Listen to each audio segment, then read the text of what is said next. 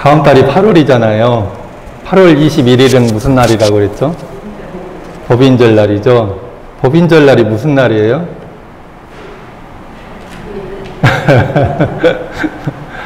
예. 예, 법계의 인증을 받은 날. 옛날 3.1 독립운동을, 만세운동을 했잖아요. 그죠? 그래서 우리가 3.1절 지내잖아요. 그때 3.1절이 온불교에서 어떤 역사가 있었냐면, 대종사님이 9분 제자들과 바다를 막아서 논을 만드는 방언 공사를 하고 계실 때였어요. 방언 일이 이제 거의 잘 되어가고 있는데, 그때 이제 전국적으로 독립운동을 한 거잖아요. 만세운동을. 그러니까 제자분들이 오셔가지고, 대종사님, 우리가 세상을 구원할 뜻으로 나섰는데, 우리도 이렇게 가만히 있으면 안 되지 않습니까? 뭘 해야 되지 않습니까? 그랬어요. 대종사님이 뭐라고 하셨어요? 저 만세 소리는 무슨 소리다? 개벽을 제쳐가는 상두 소리다. 상두라는 건 뭐죠? 상여, 옛날 상여, 지금은 없는 문화죠. 상여를 이제 메고 묘지로 옮기잖아요. 그 상여가 나갈 때 제일 앞에서 이제 뭐 옛날 어쩌고저쩌고 하면서 이렇게 상여를 이끄는 소리를 했던 게 상두잖아요. 그 상두의 그 노래를 상두 소리라고 하는 거죠. 그 상여를 이끌고 상두가 상여를 이끌고 가잖아요. 그런데 저 만세 소리가 무슨 소리와 같냐면 개벽을 제쳐가는 그 상두 소리와 같다. 바쁘다. 어서 바다 언 맞고 방언 맞고 기도드리자 이렇게 말씀하셨어요. 그래서 이제 그때 바다를 막고 논을 만들어서 그때부터 100일간 기도를 시작하셔서 이제 기도를 하셨는데 열흘에 한 번씩 기도를 하셨어요. 그러니까 열흘 동안 9일 동안은 집에서 이제 각자 심신재개하고 정성껏 기도를 하다가 한 번 이제 교당에 오셔가지고 거기서 이제 기도를 하는데 모여서 한 말씀 듣고 각자 기도 봉우리 이 더위에 이제 기도 봉우리 다 올라가셔서 시계 회중시계까지 해가지고 기도를 이제 한 거예요. 근데 그때 그 집에서 혼자 기도 드릴 때 기도를 정성껏 안 하고 엄한 행동을 하잖아요. 대종사님께서 어떻게 하셨는지 알고 그렇게 또 속일 수가 없었는 거예요. 그러니까는 제자들이 그냥 정성을 안 들일 수가 없게 하실 거죠. 그런데 그렇게 정성껏 했는데도 불구하고 정성이 안 보여. 이렇게 대종사님께서 아직 저 천의를 감동시킬, 진리를 감동시킬 만큼 그런 정성은 안 된다. 너희들이 죽어가지고 이 세상이, 이 낙원 세상이 된다고 하면, 이 세상이 구원된다고 하면 목숨을 내놓겠느냐. 그러니까 9분 제자들이 어떻게 했어요? 싫어요 한 사람이 있었어요? 없었어요. 딱 한 분 일사님인가? 어머니 때문에 고민이라고 하니까 어머니 걱정은 마라 내가 잘 시탕을 하마 하니까는 그러면 저도 여한이 없습니다. 후회가 없습니다. 하고 이제 죽으려고 칼을 직접 갈아가지고 옛날 새끼줄 있자. 새끼줄 이렇게 칭칭 감아가지고 각자 칼을 한 가지씩 들고 온 거예요. 죽으려고. 그랬는데 죽기로 하고 이제 탁 그 사무여한 자기 이름 쓰고 사무여한이라고 쓰고 그 밑에 자기 이름 다 쓰고 지장을 딱 찍었잖아요. 그러고 갔는데 잠시 후에 보니까 대종사님이 막 불러요. 가서 보니까 그 맨손으로 찍었던 거기에 자기 손, 이 인장이 찍혀져 있는 거예요. 그래서 이적이 나타난 거죠. 네, 그게 이제 법인절이에요. 그 법인절이 다음 달 8월 21일인 거예요. 법인절은 우리에게 어떤 의미가 있는가. 법인절과 비슷한 경절이 있는 게 기독교의 부활절이 있어요. 부활이라는 건 뭐죠? 다시 살활, 다시 살아났다는 거죠. 그러니까 예수님이 골고다 언덕에서 십자가형 당해가지고 죽었잖아요. 그래가지고 죽었는데 3일 후에 이렇게 부활하셔가지고 어디로 가셨잖아요. 저기 어디로. 그죠? 그게 부활이에요. 그죠? 기독교의 부활절. 근데 제가 생각할 때 원불교의 법인절은 기독교의 부활절과 같은 의미가 있다, 이런 생각이 들어져요. 어떤 의미에서 같은 점이 있느냐? 첫째는 부활했다. 대종사님 제자들도 죽을 뻔했다가 살았잖아요. 사실은 죽으려고 했는데 사신 거니까 부활하신 거죠. 그리고 또 공통점이 한 가지 더 말씀드리면, 기독교의 부활절과 원불교 부활절의 공통점은 뭐냐? 예수님이 그 십자가의 형을 받은 게 그럴 줄 알고 하신 거잖아요. 이 성자라서. 그래서 인류의 죄를 대속하셨다. 대신 이게 속죄했다. 이렇게 하잖아요. 예수님도 골고다 언덕에서 그렇게 하신 것이 대희생 정신을 하신 거예요. 나를 희생한 거예요. 인류를 위해서 나를 희생해 버린 거예요. 근데 9분 선지님도 어때요? 인류를 위해서 자기를 희생하시는 대희생 정신이잖아요. 그 대희생 정신을 원불교에서는 무아봉공이라고 해요. 나를 희생하고 나를 없애고 나를 내려놓고 공을 위한다. 공을 받든다. 공은요, 작게로는 옆에 사시는 이 사람이고요, 크게는 인류 전체, 생명 전체인 거예요. 이게 나를 없애고 남과 이 세상을 위하는 정신, 그런 정신이 같은 거죠. 이 두 가지 정신이, 이 두 가지 면에서 원불교의 법인절과 기독교의 부활절이 그 일맥상통한 점이 있어요. 자기를 희생하셨다. 그리고 죽었다가 다시 태어났다. 근데 원불교의 법인절은 기독교의 부활절과 차이점이 있어요. 선명하게 있는 점이 있어요. 그게 선천시대의 종교와 후천시대의 종교의 좀 차이점이기도 해요. 사실은. 어떤 차이점이냐. 첫째는 부활의 주역이 누군가, 이거예요. 부활의 주역이 누군가. 희생하고 부활한 주역이 누군가. 기독교에서 자기를 희생하고 부활한 주인공이 누구죠? 12사도예요? 아니죠. 예수님 본인이에요. 교조예요, 교조. 근데 원불교에서 법인의 기도를 하시고 기도의 주체가 되고 또 희생의 주체가 되고 부활의 주체가 된 분은 누구예요? 대종사님이에요? 아니에요. 부인 선진이에요. 이게 상징하는 게 어마어마하게 커요.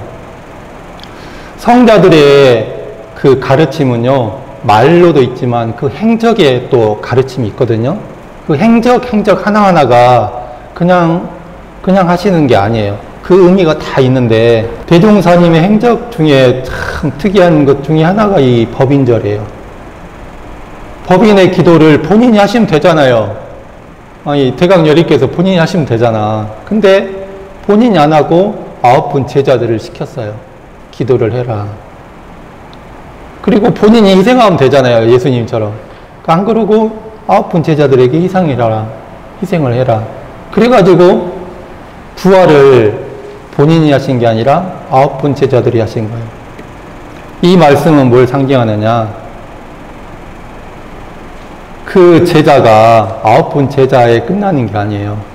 우리 모든, 그 이후에 모든 원불교의 후래 제자들이 다 그 포함이 되는 거예요. 우리가 기도의 주체가 되고, 우리가 희생의 주체가 되고, 우리가 부활의 주체가 되어야 된다는 그 상징성이 있는 거예요. 기독교의 구원은 예수님이 대속해서 해주는 거라고 하지만은, 원불교의 구원은 대종사님이 대신 해주시는 게 아니에요. 대종사님은 길을 제시하고 털을 닦아주고 이 회상을 만들어주시고 법을 내주셨지. 내주셨지만 실제 내가 구원되려면 어떻게 해야 돼요? 내가 기도해야 되고 공부해야 되고 부활해야 되고 거듭나야 돼요. 그러지 않고서는 나의 이 낙원은 없는 거예요. 나의 구원이 없는 거예요. 왜 그래요? 각자가 각자의 조물주이기 때문에. 처처부리고 모든 존재가 조물주이기 때문에 자기 삶은 자기가 만들어내는 것이지 그 누구도 대신해서 만들어주는 거 아니에요. 그렇기 때문에 이 세상이 정말로 구원받으려면, 낙원 세상이 되려면 어떻게 해야 돼요? 나는 나 스스로 거듭나야 되고, 우리 가족이요. 우리 가정이 구원받으려면 우리 가족이 거듭나야 되고, 이 세상이 구원받으려면 어떻게 돼요? 이 세상이 거듭나야 돼요. 이 거듭난다는 표현을 우리 교리 용어로 다르게 표현하면 뭘까요? 그것이 개벽이에요. 개벽.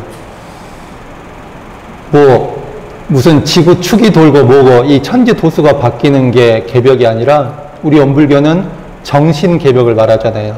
왜 정신을 개벽해야 되느냐? 정신을 개벽해야 정신이 거듭나야 말도 거듭나고 내 행동도 거듭나고 내 삶이 거듭나고 우리 가정이 거듭나고 이 세상이 거듭나는 거예요. 그래서 정신을 개벽하자는 거죠. 그래서 대종사님께서 본인이 직접 안 하시고 제자들에게 하시라고 한 거예요. 그리고 과거 선천시대는 어리고 어두운 시대라 주체가 한 사람이 많은 대중을 이끌어 나가는 시대였어요. 수직적인 구조를 가지고 정점에 있는 한 사람이 왕이 국민을 다 통치하고 어떤 영웅 한 사람이 나와서 세상을 구원하고 그런 시대였잖아요. 그 수직적인 구조의 시대인데 지금은 후천시대는 수평적인 구조의 시대이고 어느 한 사람이 영웅이 이끄는 시대가 아니라 처처불로 모든 만민이 모든 만물이 평등한 입장에서 이 세상을 함께 만들어 나가는 시대예요. 그렇기 때문에 이 시대적인 관점에서도 기도를 누가 해야 되느냐, 희생을 누가 해야 되느냐, 부활의 그 소식을 누가 나타야 되느냐, 대종사님 하면 그걸 대종사님으로 끝나버리는 거예요. 그러면 대종사님이 나타나시면 허사로 돌아가는 거거든요. 그럼 누가 해야 되냐? 제자들이 해서 제자들이 거듭나고 그 제자들이 또 제자들을 교화를 해가지고 거듭나게 하고 그 제자들이 또 제자들을 거듭나게 하고 그렇게 이전해서 이 정신 세력을 확장해서 이 세상이 거듭난 세상, 개벽된 세상, 그래야 낙원 세상으로 인도가 된다는 거죠. 그래서 원불교의 법인절과 기독교의 부활절의 큰 차이점이 이겁니다. 기도와 희생의 주체가 누군가, 부활의 주체가 누구인가. 두 번째 차이점은 뭐냐면요. 기독교의 부활은, 예수님의 부활은 육신이 죽었다가 살아난 거예요. 원불교 구인 선지님들은 육신이 죽었어요, 안 죽었어요? 그러면 육신의 부활은 아니네? 그럼 뭐의 부활일까요? 맞아요. 정신의 부활이에요. 대종사님께서 서품 14장에 이 말씀을 하셨는데 이 말씀은 뭐냐면 이적이 나타나서 그 마음을 안정시킨 다음에 기도를 다시 하고 오라고 하셔요. 그래서 기도하고 돌아와서 이 말씀을 하셨는데 이때 뭐라고 하셨느냐면 그대들의 전날 이름은 곧 세속의 이름이요 개인의 사사 이름이었던 바 그 이름을 가진 사람은 이미 죽었고 이제 세계 공명인 새 이름을 주어 다시 살리는 바이니 삼가 받들어 가져서 많은 창생을 제도하라. 그 이름을 가진 사람은 이미 죽었고 이제 세계 공명인 새 이름을 주어 다시 살리는 바다. 그 이름은 어떤 이름이에요? 저는 속명이 김영신이에요. 여자 이름이었죠. 길령의 믿을 신, 영생토록 믿어라 이런 뜻인 것 같아요. 근데 이 이름을 가진 나는 김영신은 죽었어요. 이제 죽어버리고 원불교에 오면 뭘 받죠? 그렇죠. 새 이름을 받아요. 새 이름을 왜 줘요? 거듭나라는 뜻이에요. 새 이름으로 다시 태어나라. 우리가 법명의 의미가 이렇게 있는 거예요. 이 법명이라는 게 제자분들이 바로 받은 거 아니에요. 법인의 이적을 낳든 자기를 희생하고 이적을 낳든 그때 대종사님께서 새로 이름을 줘서 너 옛날에 그 사람은 아니야. 이제 새로운 사람이야. 거듭난 사람이야. 하고 준 거예요. 이 이름의 의미를 우리가 알아야 돼요. 네, 이름이. 저는 보명인데 교학과 때 이제 1학년 때 세도반 훈련 하거든요. 막 입학하면. 그래서 성탑을 참배하고 있는데 강성진 법사님이 이렇게 돌면서 이름을 우연히 만났가지고 이름 물어보고 해석을 다 해주시더라고요. 저한테는 넓을 보의 밝을 명자거든요. 너는 이론의 진리를 널리 시방세계에 밝히라는 의미야. 그 좋은 이름이니까 그렇게 살아야 돼. 그러시더라고요. 근데 우리 교수님 이름이요. 각자가 의미가 다 이렇게 있어요. 다 의미가 있거든요. 그래서 기독교의 부활은 육신이 부활한 거예요. 육신이. 근데 원불교의 법인절의 부활은 어떤 의미가 있냐? 육신이 아니라 정신이 거듭나는 거죠. 정신이 거듭나는 것을 다른 말로 뭐라고요? 개벽, 정신개벽. 총부에요. 아침에 새벽에 5시에 그 종을 쳐서 33번 쳐요. 그러면 이제 그 종소리를 듣고 일어나요. 그럼 5시 15분이 되면 그 15분까지 대각지로, 그 대각전이 있거든요. 총부 가면. 그 대각전을 다 이렇게 모여요. 그 이제 좌선을 이제 1시간 한단 말이에요. 그럼 끝마치면 한 6시 반쯤 돼요. 좌선 마치면 다 이제 그 총부 영무전 광장으로 모여가지고 거기에서 뭘 하냐면 요가래요. 그 선녀가, 원불교 선녀가. 우리 훈련 때 하셨죠? 그래가지고 끝나면 그 구호가 있어요. 그 구호가 뭐냐면 아시는 분 한번 해보세요. 새 마음, 새 몸, 새 생활로 새 사람이 되어 새 가정, 새 나라, 새 세계, 새 회상 이룩하자. 새 마음, 새 몸, 새 생활로 새 사람이 되자. 정산종사님은 새 천지가 열려가니 새 사람이 되어 새 생활하자. 이렇게 하셨어요. 그 새 사람, 새 생활, 그게 뭐예요? 거듭나자는 거예요. 정신개벽하자. 이거 세 번째 차이점이 있어요. 기독교의 부활을 보면 예수님께서 부활하신 다음에 어떻게 하셨을까요? 제자들한테 나타나서 인도를 해 주시고 그런 다음에 어떻게 하셨죠? 계속 계셨어요? 떠나셨죠? 네. 여기서 안 살으시고 떠났어요? 그죠? 그러면 구인 선지님들은 법인절 다음에 어디 떠났을까요? 어떻게 됐을까요? 안 떠났어요. 그 9분 선지님 중에 대부분은 출가하셔가지고 교무의 삶을 살으셨고 혹은 제가로 살았었지만 중요한 거는 부활한 다음에 어딜 떠난 게 아니고 다시 지금 여기에서 살아나가셨다는 거예요. 어떻게 살았을까요? 전날과 다르게 살으셨죠. 그렇죠. 전날과 다르게 살았는데 전날과 다르게 산 그 가장 표준이 되는 내용이 뭐냐? 무아봉공의 대희생 정신이에요. 무아봉공이 뭐죠? 무아는 나가 없다는 거예요. 봉공은 공을 받드는 거예요. 무아봉공의 정신으로 새 사람으로 새 이름으로 살아가신 거죠. 중앙 중도 훈련원에 가면 지금은 이제 1층에 있어요. 액자가 이렇게 있는데 한번 언제 가실 기가 있으면 보세요. 그 중에 글씨를 되게 못 쓸고 삐뚤빼뚤하게 써있는 이렇게 세로 글씨 2줄 있는 액자가 하나 있어요. 그게 성정철 법사님이 쓰신 그 내용 법문인데 참 그 보시잖아요. 가슴에 탁 박혀요. 그게 힘이 있어요. 보면은. 근데 거기에 내용에 보면 뭐라고 써있느냐? 오늘도 나를 놓고 내일도 나를 놓자. 오늘도 나를 찾고 내일도 나를 찾자. 참 단순한 말씀인데 참 내용이 좋죠. 오늘도 나를 놓고 내일도 나를 놓자. 오늘도 나를 찾고 내일도 나를 찾자. 잘 한번 음미해 보세요. 놓아버릴 나는, 내려놓을 나는 어떤 나이고 찾아야 될 나는 어떤 나이인가. 근데 무아봉공이랬잖아요. 나 없이 공을 받들자. 금강경의 내용은 어떻게 구성되어 있느냐면 2명의 주인공이 나와요. 한 명은 부처님이고 한 분은 수보리예요. 그죠?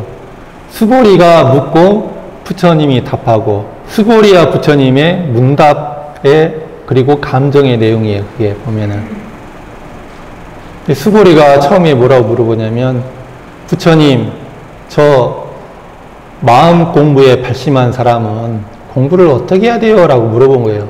쉽게 말하면은 마음 공부를 어떻게 해야 돼요? 하고 물어본 거거든요. 지금의 표현으로 하자면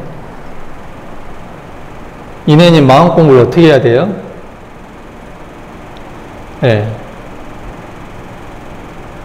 어려운 거 없어요. 원불교는 마음 공부 어떻게 해야 되면, 사막 공부하는 거죠. 그러면 돼요. 마음 공부 어떻게 한다고요? 예, 그러면 끝나요. 고민할 거 없어.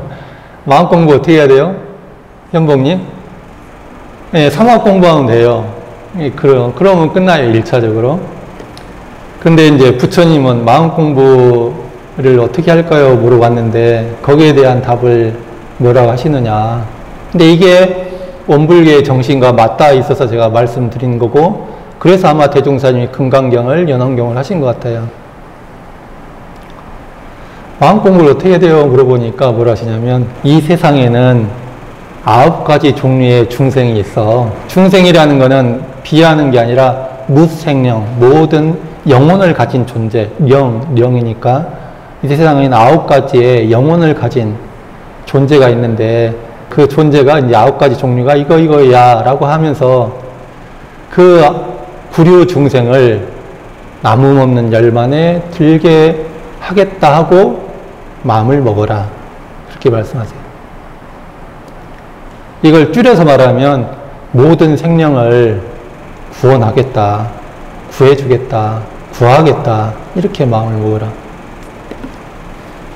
그러니까 누가 와서 저 마음 공부 어떻게 돼요? 했더니 마음은 뭐고 어떻게 공부해야 돼? 이렇게 말씀한 게 아니라, 야, 그 마음 공부 어떻게 해야 돼요? 우리가 물어볼 때 왜 그렇게 물어보는 거예요? 내 마음이 너무 괴로워요. 이래서 이 나를 어떻게 해결해 보려고 한 거잖아요. 근데 야, 그 나 이거 보지 말고 이 세상을 봐. 이렇게 많은 생명이 있어. 그 생명을 구하려고 네가 마음을 먹어봐. 이게 대승 공부의 시작인 거예요.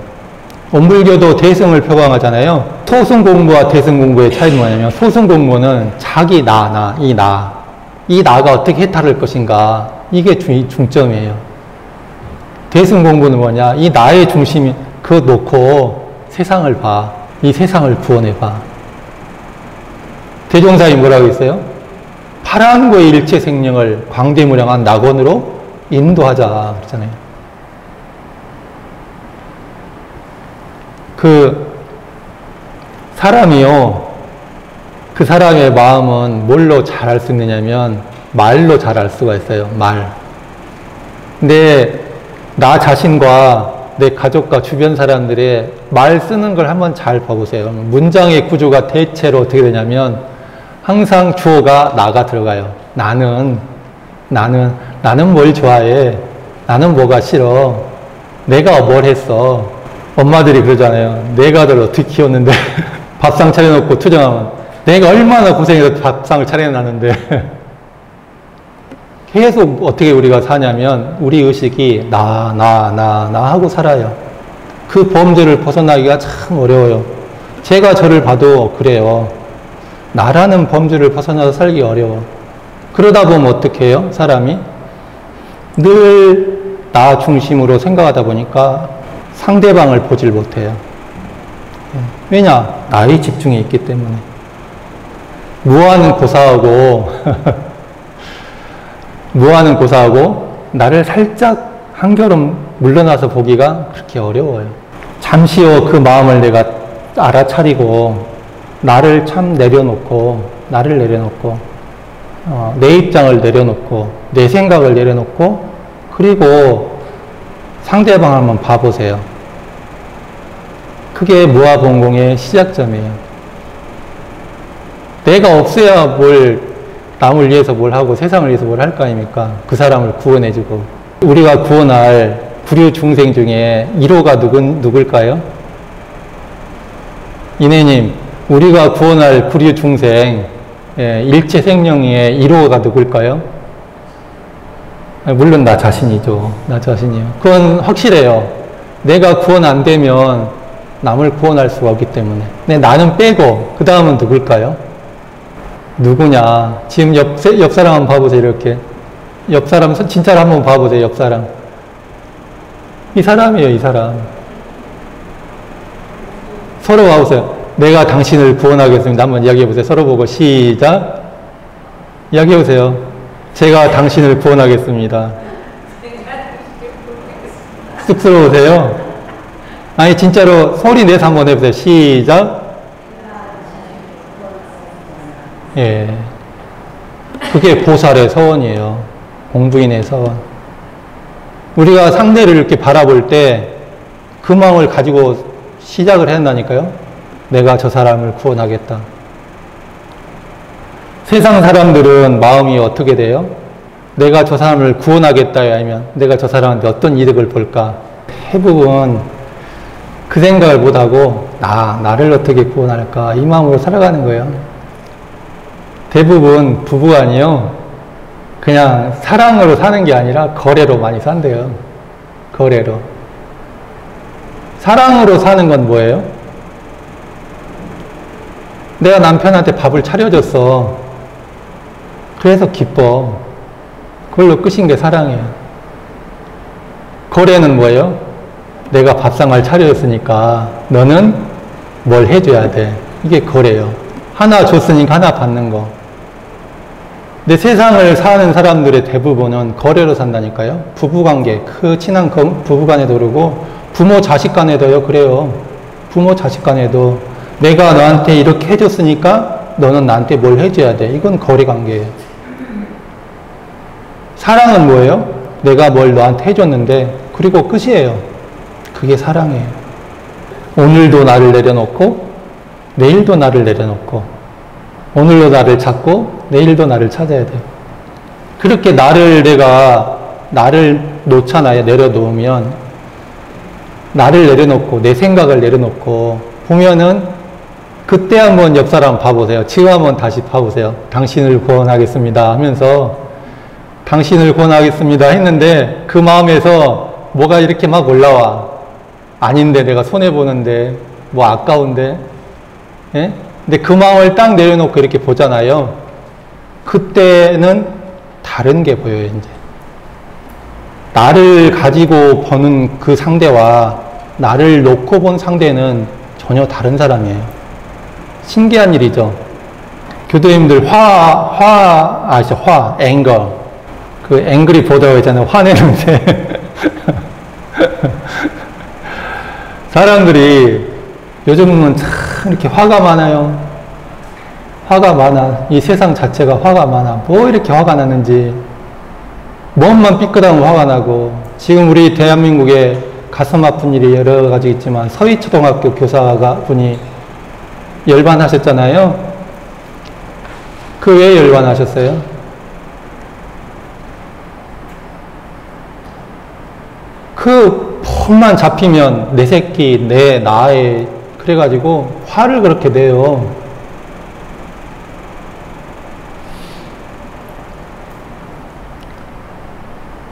이 세상이 대종사님이 큰 병이 들었다고 했잖아요. 이 세상에 큰 병이 들었다. 원망의 병. 원망의 병. 그 중에서 핵심이 원망의 병인데 돈의 병, 원망의 병. 화가 가득 차 있어요. 이 세상이. 근데 그렇게 화낼 일이에요, 우리가? 그러진 않거든요. 이 중생의 삶이 뭐냐? 화의 삶인데 이 화내는 건 좋은 것일까요? 나쁜 것일까요? 상타님, 우리 진사님 화내면 좋아요? 나빠요? 안 좋죠. 효타님, 큰사님이 화내면 좋아요? 나빠요? 안 좋은 게 나쁘지. 그때는 나쁜 놈이지.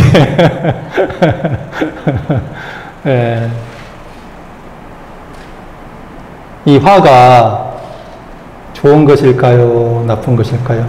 큰사님, 화가 좋은 거예요? 나쁜 거예요? 좋은 것도 있고 나쁜 것도 있고. 아, 그렇죠. 그럼 그 말씀도 본문이에요. 맞는 말씀이에요.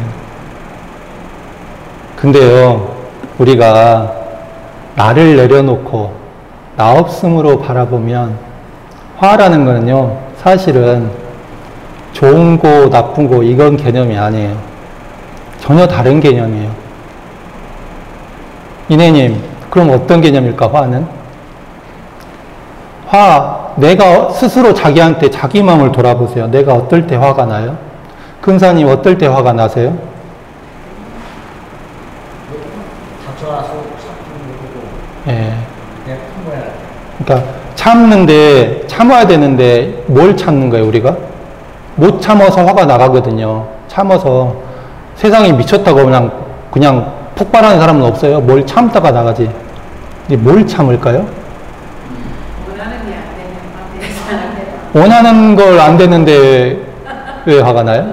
원하는 게 안 되면 그때 마음 상태가 어떨까요? 원하는 게 안 될 때. 근사님을 보면은 효타님이 제습기를 좀 그때 끄고 하면 좋겠는데 안 끄고 해. 원하는 대로 안 돼, 이게. 그잖아요. 근데 그때 원하는 게 안 되고 내 말을 안 들을 때 내 마음이 어떤 마음이냐? 바로 화가 나는 게 아니라 그 마음이 어떤 마음이냐? 자기 마음을 보면요. 자기 마음을 나중에 곰곰이 한번 돌아보세요. 이렇게 화가 날 때마다 사실은 그럴 때 내 마음이 아파요. 아파요. 사랑하는 사람이 떠날 때 아파요. 내가 원하는 게 원한 대로 안 될 때 마음이 아파요. 그 아픔을 사람들이 못 참고 그걸 참지 못하니까 소리를 지르는 거예요. 이게 사실은 화내는 것도 화를 내는 것도요, 말이에요, 말. 어떤 말이냐? 나를 좀 봐줘. 내 마음을 좀 살펴줘. 나 마음이 아파. 이거예요. 그러니까 누가 주변에서 화를 내잖아요. 그 나쁜 짓 하네, 이 생각을 보지 말고, 저 사람 어디가 아파서 그럴까? 예? 그 이소부화인가? 재미있는 우화가 있잖아요. 사자가 막 나은 놈을 치고 다녀요. 그래서 모든 동물이 사자가 그러니까는 다 도망 다녀요. 그런데 쥐란 녀석이 안 도망가고 가만히 있어요. 그러니까 이제 사자가 와가지고 으왕 막 그러죠. 그래서 너 왜 그래? 그랬더니 나 발 밑에 가시가 박혀서 좀 빼줘. 빼주니까 어떻게 돼요? 조용해지고 사자가 그 쥐한테 온갖 은혜를 다 갚아요. 그죠? 사자가 울부짖는 것은 왜 그렇다? 가시에 찔려가지고 아파서. 이게 화는 나쁜 것이 아니라 사실은 아픈 것이에요. 우리가 나가 있었잖아요. 나가 들어가 있으면 그 아픈 것을 아픈 것으로 못 봐요. 저 사람 나한테 왜 이래? 이러겠지. 그죠? 나한테 왜 이래? 그런데 나를 내려놓게 되면 어때요? 어라? 저 사람 아까 지가 어라? 제가 어디가 아픈가? 뭐가 문제 있나? 그 사실이 보이는 거예요. 아프면 아픈 사실이 보이는 거예요. 나를 내려놓으면 나 없음이 되면 있는 그대로의 사실들이 보이게 되고 그 있는 그대로 사실로 그 화내는 사람을 보잖아요. 그러면 어떤 마음이 나겠어요? 저놈의 새끼 또 화내네. 나한테 왜 저래. 나도 화가 나는 게 아니라 저렇게 아픈 사람을 우리가 아픈 사람 진짜 아픈 사람 보면 어때요 마음이? 현봉님 진짜 아파서 신음하는 사람을 보면 마음이 어떠세요? 예, 나도 아프면서 측은지심이 나죠.